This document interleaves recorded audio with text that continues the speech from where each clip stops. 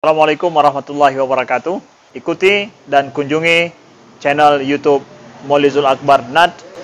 Subscribe, like, share, komen.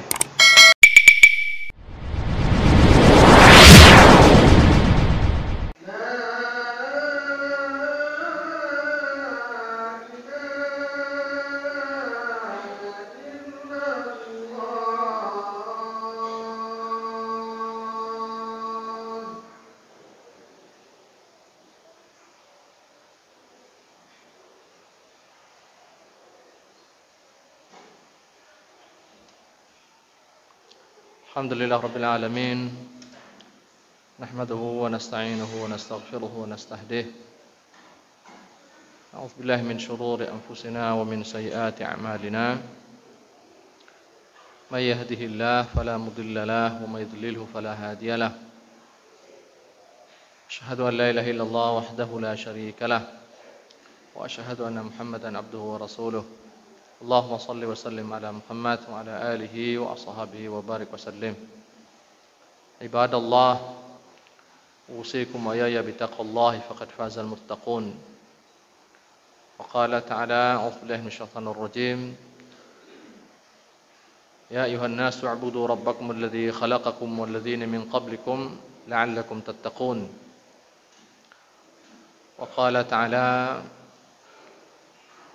يا أيها الناس اتقوا ربكم الذي خلقكم من نفس واحدة وخلق منها زوجها وبث منهما رجالا كثيرا ونساء واتقوا الله الذي تساءلون به والأرحام إن الله كان عليكم رقيبا. Para hadirin jamaah Jumat yang dirahmati Allah, pertama sekali puji syukur kepada Allah Subhanahu wa taala atas segala nikmat, rahmah dan kasih sayangnya, atas segala petunjuk, hidayah dan taufiknya. Selawat dan salam kepada Rasulullah sallallahu alaihi wasallam, kepada seluruh keluarganya, juga kepada seluruh sahabat-sahabatnya. Para hadirin jamaah Jumat yang dimuliakan Allah, pertama sekali wasiat yang cukup penting di kesempatan yang cukup mulia ini yang harus disampaikan dan sangat dibutuhkan oleh semua kita tanpa kecuali, yaitu wasiat taqwa. Allah dalam Al-Quran mengingatkan kita dengan satu firman-Nya, wa tazawwadu fa inna khairaz zadi taqwa. Jadi takwa, para hadirin berbahagia, merupakan sebaik-baik bekal. Bekal untuk bahagia di dunia ini dan bekal untuk bahagia ketika kita meninggalkan dunia ini. Di dalam Al-Quran Allah juga mengingatkan kita tentang takwa. Allah sebutkan di sana, wa may yattaqillaha yaj'al lahu makhraja wa yarzuqhu min haitsu la yahtasib wa may yatawakkal 'ala Allah fa huwa hasbuh. Takwa, para hadirin, menjadi solusi utama daripada semua masalah dan problem yang kita hadapi. Kemudian di ayat lain, para hadirin, Allah di sana menyampaikan, walau anna ahlal qura amanu wattaqau la fatahna 'alaihim barakatin minas sama'i wal ardh. Di ayat ini Allah mengingatkan kita tentang keberkahan hidup, dan Allah akan curahkan keberkahan itu kepada orang-orang yang benar-benar beriman dan benar-benar bertakwa kepada Allah Subhanahu wa taala. Kemudian lebih penting daripada itu, para hadirin, di salah satu ayat Allah mengatakan, innama yataqabbalullahu minal muttaqin. Sebagus apapun amal yang kita kerjakan pada hari ini, sebanyak apapun kebaikan yang kita persembahkan, para hadirin, Allah tidak akan pernah mengambil kira. Allah tidak akan pernah memberi nilai apapun pada setiap apa yang kita kerjakan, kalaulah amal dan pekerjaan kita itu tidak dibarengi dengan ketakwaan. Allah hanya menerima amal dan kebaikan dari orang-orang yang bertakwa. Para hadirin yang dimuliakan Allah Subhanahu wa taala. Takwa secara sederhana bisa kita definisikan dengan kepatuhan. Dan kita baru saja selesai daripada sebuah rangkaian ibadah besar di dalam Islam, yaitu ibadah kurban. Di dalam Islam, para hadirin, ibadah ini biasanya merujuk kepada cerita Nabi Allah Ibrahim dengan anaknya Ismail.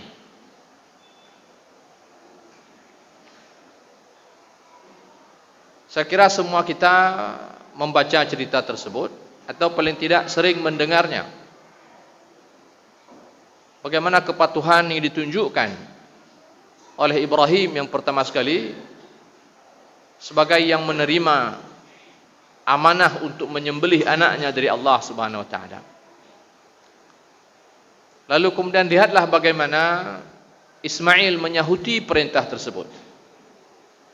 Ketika ayahnya mengatakan, "Ya bunayya inni ara fil manam anni adbahuka fanzur madza tara." Ayahnya mengatakan, "Wahai anakku, aku melihat di dalam tidurku, sesungguhnya aku menyembelihmu. Maka beri pendapatmu bagaimana kira-kira tentang hal ini." Tapi perhatikanlah para hadirin berbahagia, anak Nabi Allah Ibrahim alaihissalam Ismail yang dimintai pendapatnya, dan karena yang diminta pendapat sebenarnya Ismail boleh berpendapat. Tapi karena dasar anak yang saleh, orang yang bertakwa, para hadirin berbahagia, dia tidak berpendapat di atas pendapat Allah Subhanahu wa taala. Karena dia tahu bahwa apa yang disampaikan oleh ayahnya itu adalah wahyu daripada Allah dan ini perintah Allah. Dan tidak ada pendapat di atas perintah Allah Subhanahu wa taala. Tidak ada pilihan di atas pilihan Allah Subhanahu wa taala. Wa ma kana lil mu'min wala mu'minatin idza qada Allah wa rasuluhu amran ayakuna lahumul khiyaratu min amrihim. Orang mukmin itu baik laki-laki maupun perempuan, ketika Allah memberi pilihan kepada mereka, maka mereka tidak punya pilihan kecuali apa yang Allah pilihkan ke atas mereka. Ibrahim mencontohkan itu kepada kita bersama anaknya Ismail. Kurban, para hadirin, pelajaran kepatuhan yang cukup tinggi. Sidang jamaah Jumat yang dirahmati Allah Subhanahu wa taala. Ketika kita bicara ketaatan atau ketika kita bicara ketakwaan, takwa itu dalam bahasa lain, dalam bahasa yang sederhana adalah melaksanakan apa yang diperintahkan dan meninggalkan apa yang dilarang.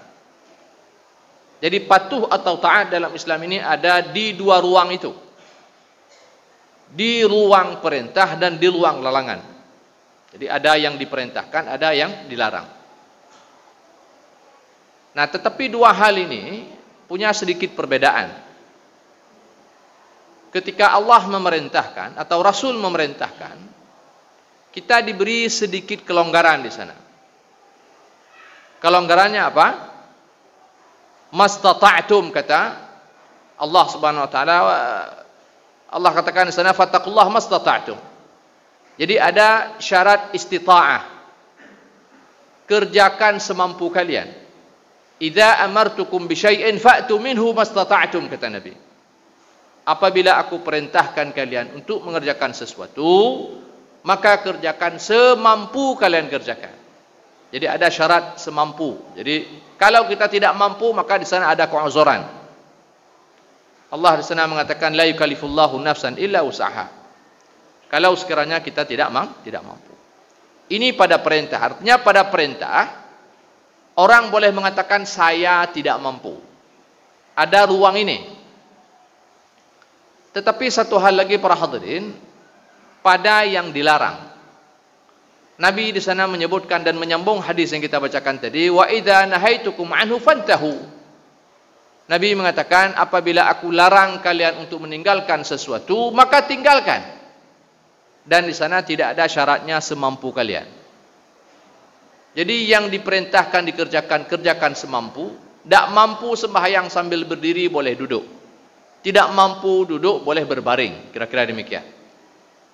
Tapi ketika Allah melarang kita dengan berbagai macam larangan, nah di sana tidak ada semampu kalian, harus ditinggalkan. Nah, saya ingin kaitkan kaidah ini dengan cerita Ibrahim yang barusan kita sampaikan.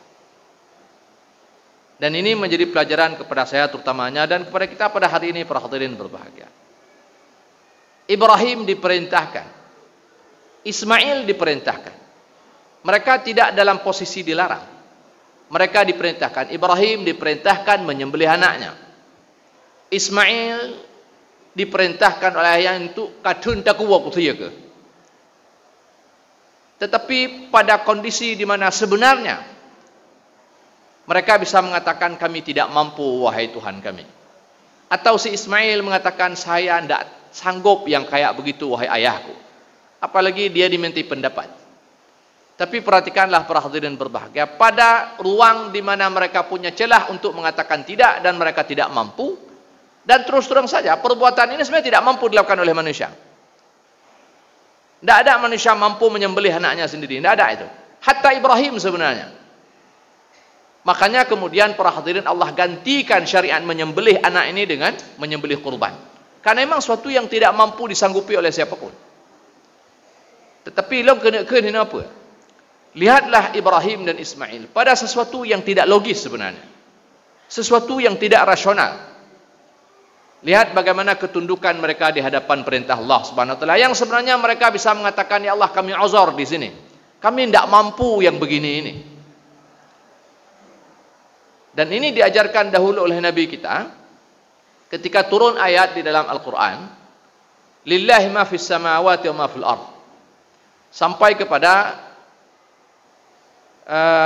lillahi ma fis samawati wa ma fil ardh. Saya lupa di akhir Al-Baqarah itu. Lupa saya ayatnya. Saya kasih waktu mungkin sedikit. Di akhir Al-Baqarah. Kalau ada yang ingat, wa in tubdu ma fi anfusikum aw tukhfuhu yuhasibukum bihillah. Nah, ketika turun ayat wa in tubdu ma fi anfusikum aw tukhfuhu yuhasibukum bihillah, beberapa sahabat datang pada Nabi semacam bukan protes, tapi mereka mengadu ketidakmampuan mereka. Kalau sekiranya inilah yang diharuskan kepada kami ya Rasul, kami tidak mampu. Nah, lalu kemudian Nabi sederhana menjawab aduan mereka itu dengan mengatakan aturidun antaqulun kama yaqulun ahlul kitabaini min qablikum. Apakah kalian ingin mengatakan seperti apa yang pernah diperkatakan oleh orang-orang ahlul kitab sebelum kalian, Yahudi dan Nasrani? Apa kata mereka? Sami'na wa asaina. Kami dengar, kami paham, tapi kami tidak mau patuh. Walakin qulu, kata Nabi, tapi katakanlah sami'na wa ata'na. Kami dengar, kami paham dan kami patuhi. Nah, patuh ini para hadirin menjadi simbol kita umat Islam sebenarnya. Dan pelajaran kurban mengajarkan kepatuhan tingkat tinggi. Sesuatu yang tidak rasional, sesuatu yang tidak logis, sesuatu yang sesungguhnya berada di luar kemampuan manusia. Dan kita mengatakan tidak, Allah mengatakan la yukallifullahu nafsan illa usaha. Allah katakan fattaqullaha mastata'tum. Bertakwalah kalian kepada Allah semampu kalian. Sebenarnya Ibrahim, Ismail dia bisa mengatakan kami tidak mampu wahai Tuhan kami. Tapi pada celah di mana mereka bisa mengatakan kami tidak mampu, mereka tidak mengatakan itu. Nah, lu kenakan kalau pada ruang yang mereka bisa mengatakan kami tidak mampu, tapi mereka tidak mengatakan itu, apatah lagi pada ruang yang sebenarnya mereka tidak boleh mengatakan kami tidak mampu. Ada satu cerita lagi para hadirin terkait dengan cerita Ibrahim ini. Jadi sehingga kemudian wajar Allah mengatakan Ibrahim ini tauladan kepada kita semua. Dan kita adalah orang-orang yang mengikut agama Ibrahim. Cerita tentang istrinya Ibrahim, Siti Hajar. Ketika pada waktu itu Ismail masih kecil dan Ibrahim membawa Hajar ini bersama bayi Ismail pada waktu itu ke Mekah. Dan ini disebutkan dalam beberapa riwayat termasuk dalam Sahih Imam Al-Bukhari. Nah, sesampainya di Mekah para hadirin berbahagia, Ismail yang pada waktu itu masih bayi dan masih dalam gendongan ibunya ditinggalkan oleh Nabi Allah Ibrahim setelah sesaat beliau diantar dengan sedikit bekal makanan dan juga minuman bersama Siti Hajar. Ketika Ibrahim meninggalkan kedua mereka, Hajar ini mengikuti Ibrahim dari belakang sambil bertanya, "Kemana engkau hendak pergi dan kenapa engkau tinggalkan kami di sini?" Ibrahim tidak menjawab. Dan itu terus saja ditanyakan oleh Siti Hajar, "Kemana engkau hendak pergi dan kenapa engkau tinggalkan kami di sini?" Tapi Siti Hajar, para hadirin, ketika Ibrahim tidak memberi jawaban dengan pertanyaan yang diajukan, Siti Hajar kemudian merubah pertanyaannya. Karena pertanyaan-pertanyaan yang begitu sepertinya orang dulu itu tidak disukai. Tanya orangnya lehat namanya. Orang zaman hanala namanya. Orang zaman, kata Abdullah bin Abbas itu, qalil su'aluhu kathir mu'tuh. Orang dulu itu tanyanya sedikit, taatnya yang banyak. Tapi kata Abdullah bin Mas'ud, "Wasayati min ba'dikum zaman," kata Abdullah bin Mas'ud, orang-orang yang kathir su'aluhu wa qalil mu'tuh. Pertanyaannya banyak tapi tidak buat. Hana patuh. Wal hawa fihi qa'id 'ala al-amal. Dan pada zaman itu dikatakan hawa nafsu ini yang memimpin amal mereka. Berbeda dengan dulu, wal amalu fihi qa'idu 'ala al-amal, 'ala al-hawa. Kalau dulu amal itu yang menjadi pemimpin ke atas hawa nafsu. Nah, lalu Siti Hajar merubah pertanyaannya. Beliau kemudian bertanya, "Siapa yang memerintahkan engkau meninggalkan kami di sini?" Ya, pertanyaannya. Siapa yang menyuruhmu untuk melakukan ini? Dan ini juga perkara yang tidak rasional, para hadirin. Bayangkan pada ketika itu Mekah itu bukan seperti pada hari ini. Dan Ibrahim, para hadirin, ketika membawakan istri dan Ismail anaknya ke sana, beliau mengatakan kepada Allah bahwa inni askantu rabbana inni askantu min dzurriyyati biwadin ghairi dzi zar'in inda baitikal muharram.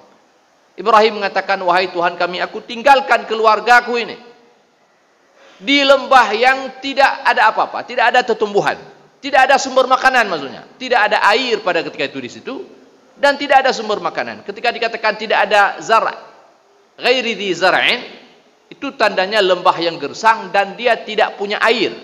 Sehingga kalau dia punya air ada tumbuhan, itu maksudnya. Jadi nyan bahasa Quran. Quran itu singkat tapi maknanya padat.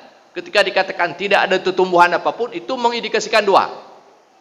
Tidak ada tanam-tanaman yang pasti, karena itu disebut. Kemudian yang kedua, karena tidak ada tanam-tanaman, itu menunjukkan tidak ada air. Tapi Tuhan tidak perlu lagi sebut tidak ada air. Karena kalau dikatakan ada air, belum tentu ada tanaman. Laut itu, nggak ada air, nggak ada tanaman di atasnya. Jadi ada air, belum tentu ada tumbuhan. Tapi ketika dikatakan tidak ada tumbuhan di sana, itu memastikan bahwa tidak ada air. Karena tanpa ada air, tidak ada yang bisa hidup. Waj'alna minal ma' kulla syai'in hayy. Kami jadikan dari air semuanya jadi hidup. Tanpa air tidak ada kehidupan. Singkat bahasa Al-Quran tapi memberi makna yang cukup padat. Para hadirin berbahagia, Ibrahim mengatakan demikian. Ini lembah yang tidak ada apa-apa. Lembah yang sangat gersang. Di sisi rumahmu yang terhormat, di sisi rumahmu yang mulia. Nah, ini juga satu hal yang tidak rasional, para hadirin. Ibrahim meninggalkan seorang perempuan yang kita kenal dengan sosok yang lemah, dan dengan bayi yang masih dalam gendongan yang juga lebih lemah daripada ibunya Hajar. Satu yang tidak masuk akal. Makanya Hajar itu sempat dia bertanya, "Mengapa?" Dan pertanyaan mengapa ini pertanyaan kita pada hari ini. Tapi kemudian Hajar naik pada derajatnya sebagai seorang nabi, seorang istri nabi, dan dia kali ini menanyakan, "Siapa yang memerintahkan engkau meninggalkan kami di sini?" Ketika ditanyakan siapa, Ibrahim langsung mengatakan apa? Allah. Begitu dikatakan Allah, apa komentar Siti Hajar? Idan la yudhi'una. Begitu dikatakan Allah, tenang hati Siti Hajar. Kalaulah demikian, maka Allah tidak akan pernah menyanyiakan kami. Para hadirin berbahagia, perhatikan di sini. Apa jawaban Ismail ketika diperintahkan oleh Allah ketika Ibrahim menawarkan dia akan disembelih? If'al ma tu'mar. Kerjakan apa yang diperintahkan. Perhatikan jawaban Ibrahim dan lihat bagaimana komentar Siti Hajar. Para hadirin yang berbahagia, kita tidak akan pernah sampai pada tingkat kepatuhan, kata para ulama, sampailah kemudian kita tidak lagi melihat pada apa yang diperintahkan, tetapi kita akan melihat siapa yang memerintahkan. Dan itu yang Allah sebutkan dengan qanit kalau dalam Al-Quran. Wa qumu lillahi qanitin, as-sabirin was-sadiqin wal-qanitin wal-munfiqin wal-mustaghfirin bil ashar. Allah memuji orang-orang yang qanit. Qanit ini orang yang patuh, para hadirin. Orang tidak akan patuh sampailah kemudian mereka ini melihat siapa yang memerintahkan dan siapa yang melarang. Mereka tidak lagi melihat apa yang diperintahkan dan apa yang dilarang. Kalau kita pada hari ini selalu melihat pada apa yang diperintahkan. Hukum yang dengku, yang makruh ke boleh dengku. Oh makruh. Karena makruh dikatakan teku, maka tidak sedikit orang hari ini terus saja merokok. Kenapa? Karena makruh katanya. Padahal makruh dilarang oleh Allah Subhanahu Wa Taala. Kemudian orang ditanya apa hukum ke masjid? Hukumnya sunat, kata tengku. Karena sunat maka mereka tidak kerjakan, padahal yang sunat pun itu merupakan perintah dari Allah Subhanahu Wa Taala. Para hadirin yang berbahagia, saya tutup dengan satu ungkapan ulama terdahulu. Jadi apa kata mereka? Jangan pernah melihat kecil besarnya dosa yang kau kerjakan, tapi lihatlah betapa agung zat yang engkau maksiati.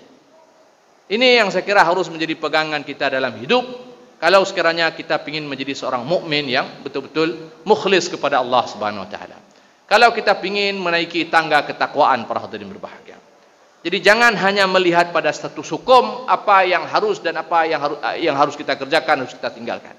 Tapi lihatlah sumbernya dari mana. Siapa yang memerintahkan kita dan siapa yang melarang kita.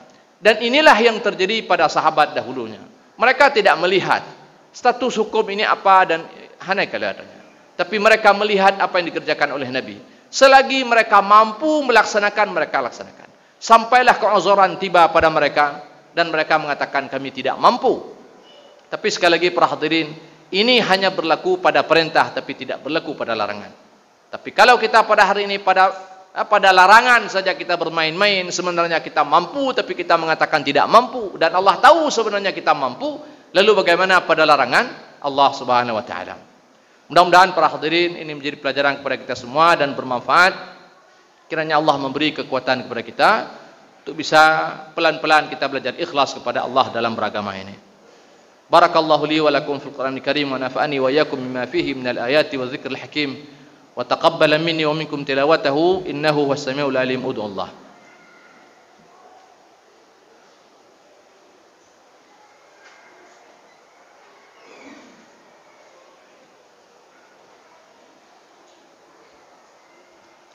Alhamdulillah rabbil alamin. وبه نستعين على أمور الدنيا والدين. أشهد أن لا إله إلا الله وحده لا شريك له وأشهد أن محمدا عبده ورسوله. اللهم صل وسلم على محمد وعلى آله وأصحابه وبارك وسلم. عباد الله اتقوا الله حق تقاته ولا تموتن إلا وأنتم مسلمون. وقال تعالى أعوذ بالله من الشيطان الرجيم والعصر إن الإنسان لفي خسر إلا الذين آمنوا وعملوا الصالحات وتواصوا بالحق وتواصوا بالصبر. وقال تعالى إن الله وملائكته يصلون على النبي يا أيها الذين آمنوا صلوا عليه وسلموا تسليما. اللهم صل على محمد وعلى آل محمد كما صليت على إبراهيم وعلى آل إبراهيم إنك حميد مجيد. اللهم بارك على محمد وعلى آل محمد كما باركت على إبراهيم وعلى آل إبراهيم إنك حميد مجيد. اللهم اغفر للمسلمين والمسلمات والمؤمنين والمؤمنات الأحياء منهم والأموات برحمتك يا أرحم الراحمين. اللهم ربنا إننا ظلمنا أنفسنا وإن لم تغفر لنا وترحمنا لنكونن من القوم الخاسرين. اللهم ربنا لا تزغ قلوبنا بعد إذ هديتنا وهب لنا من لدنك رحمة إنك أنت الوهاب. اللهم ربنا هب لنا من أزواجنا وذريتنا قرة أعين واجعلنا للمتقين إماما. اللهم ربنا آتنا في الدنيا حسنة وفي الآخرة حسنة وقنا عذاب النار وقنا عذاب النار وقنا عذاب النار وأدخلنا جنتك مع الأبرار يا عزيز يا غفار يا رب العالمين برحمتك يا أرحم الراحمين. عباد الله إن الله يأمر بالعدل والإحسان وإيتاء ذي القربى وينهى عن الفحشاء والمنكر والبغي Ya'idzukum la'allakum tadhakkarun wa la dzikrullahi akbar. Wallahu ya'lamu tasna'una qimus shalah.